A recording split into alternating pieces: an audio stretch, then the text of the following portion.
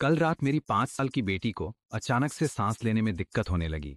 Doctor ने कहा, आपके घर की हवा साफ नहीं है। मैंने कहा, पर डॉक्टर मेरा घर तो बिल्कुल क्लीन है, रोज साफ करता हूं। उन्होंने स्माइल किया और बोला, जो आप देख रहे हो वो साफ है, जो नहीं देख रहे वो असली प्रॉब्लम है।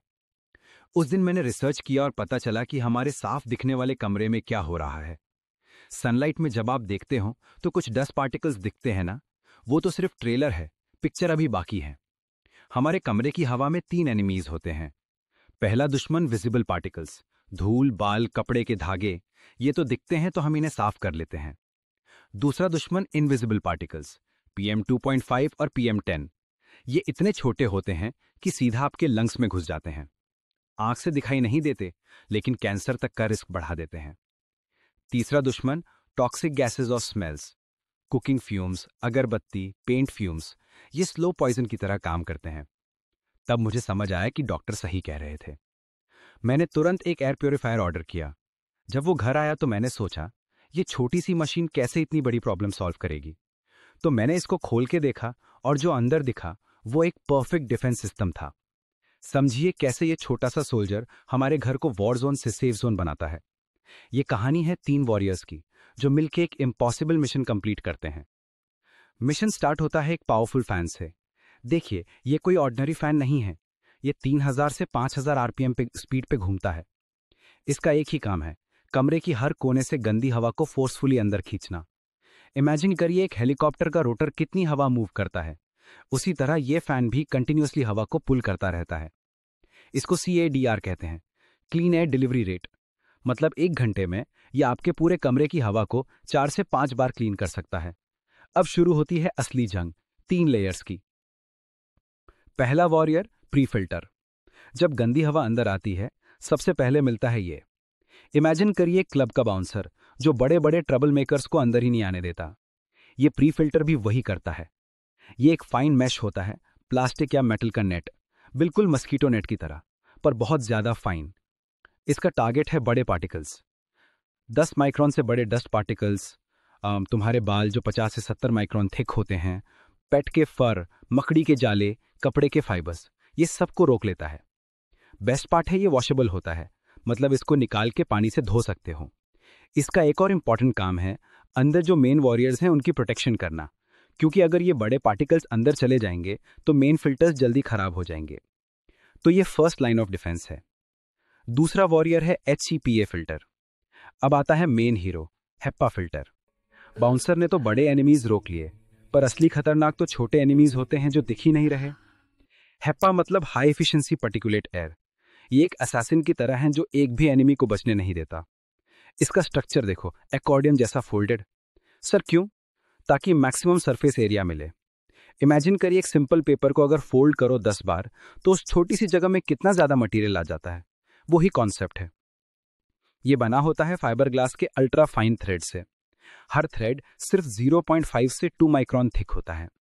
कंपैरिजन के लिए ह्यूमन हेयर 70 माइक्रोन थिक होता है, मतलब ये थ्रेड उससे 35 से 140 गुना पतला है। अब मैजिक शुरू होता है। जब हवा इस मेज से गुजरती है तो पार्टिकल्स 3 तरीके से फंस जाते हैं। पहला तरीका, इंटरसेप्शन। बड़े पार्टिकल्स सीधा इन थ्रेड से चिपक जाते हैं। दूसरा तरीका, इंपैक्शन। मीडियम साइज पार्टिकल की स्पीड इतनी होती है कि वो अपने मोमेंटम के कारण सीधा फाइबर से टकरा के फंस जाते हैं। तीसरा तरीका, डिफ्यूजन। ये सबसे इंटरेस्टिंग है। सबसे छोटे पार्टिकल जो 0.1 माइक्रोन से भी छोटे हैं, ये स्ट्रेट लाइन में नहीं चलते। ये एयर मॉलिक्यूल से टकरा टकरा के जिगजैग पाथ में मूव करते हैं। इस प्रोसेस को ब्राउनियन मोशन कहते हैं, और इवेंचुअली ये भी इन फाइबर से चिपक जाते हैं। अब नंबर्स देखो। हेप्पा फिल्टर की एफिशिएंसी है 99.97%। मतलब अगर 10,000 पार्टिकल्स हैं तो सिर्फ 3 पार्टिकल्स बच पाएंगे। ये ट्रैप करता है PM2.5 पार्टिकल्स को, बैक्टीरिया जो 1 माइक्रोन साइज के होते हैं, वायरस स्पोर्स को, पोलन ग्रेन्स को, मोल्ड स्पोर्स को, स्मोक पार्टिकल्स को, सब कुछ। इस फिल्टर की लाइफ होती है 6 से 12 महीने। इसके बाद वो सैचुरेट हो जाता है, मतलब पोर्स भर जाते हैं। तब इसको रिप्लेस करना पड़ता है। इस वॉरियर के बाद जो हवा निकलती है वो 99% पार्टिकल फ्री है, मेडिकल ग्रेड क्लीन। अब आती है तीसरा वॉरियर, एक्टिवेटेड कार्बन फिल्टर। अब तक तो विजिबल और इनविजिबल पार्टिकल्स क्लीन हो गए। पर एक प्रॉब्लम बची हुई है। वो एनिमीज जो दिखते भी नहीं, पार्टिकल्स भी नहीं, वो घोस्ट की तरह हैं, गैसेस और स्मेल्स। यहां एंट्री होती है एक्टिवेटेड कार्बन फिल्टर की। पहले समझो एक्टिवेटेड कार्बन क्या होता है। ये नॉर्मल चारकोल नहीं है।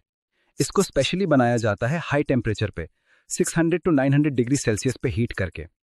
इस प्रोसेस में क्या होता है, कार्बन के अंदर मिलियंस ऑफ माइक्रोस्कोपिक पोर्स बन जाते हैं, बिल्कुल स्पंज की तरह। पर कितने छोटे पोर्स?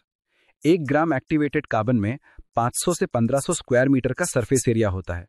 मतलब एक चम्मच कार्बन के अंदर एक फुटबॉल फील्ड जितनी जगह। अब जब हवा इस कार्बन से गुजरती है तो मैजिक होता है।